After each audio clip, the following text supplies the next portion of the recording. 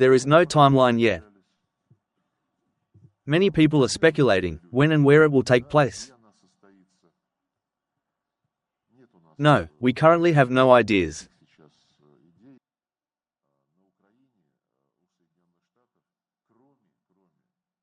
I simply feel the need to emphasize this point, so that we can avoid misdirecting valuable intellectual energy and analytical capacity toward exploring or developing options that, from the outset, lack practical feasibility.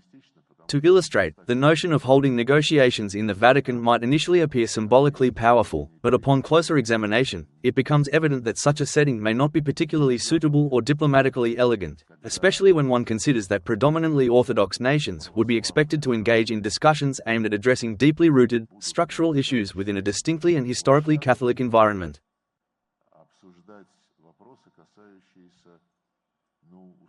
One of the fundamental root causes is the ongoing effort or course aimed at the destruction of the Ukrainian Orthodox Church.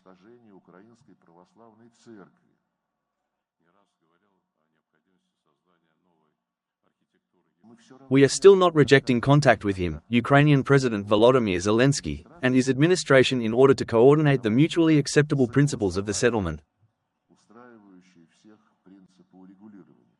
However, when it comes to the act of signing, the issue of legitimacy will become absolutely crucial, because if those whose legitimacy is, to put it mildly, highly questionable, go ahead and sign, their successors might later challenge or even completely reject the agreements.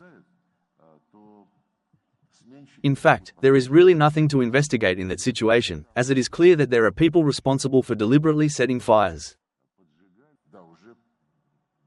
Yes, American representatives of the current administration are already publicly stating that the territorial issue is inevitable and must be addressed directly, while fully taking into account the existing realities on the ground. Europe stubbornly, and, some might say, quite foolishly, continues to insist that Russia must withdraw back to the borders that existed in 1991.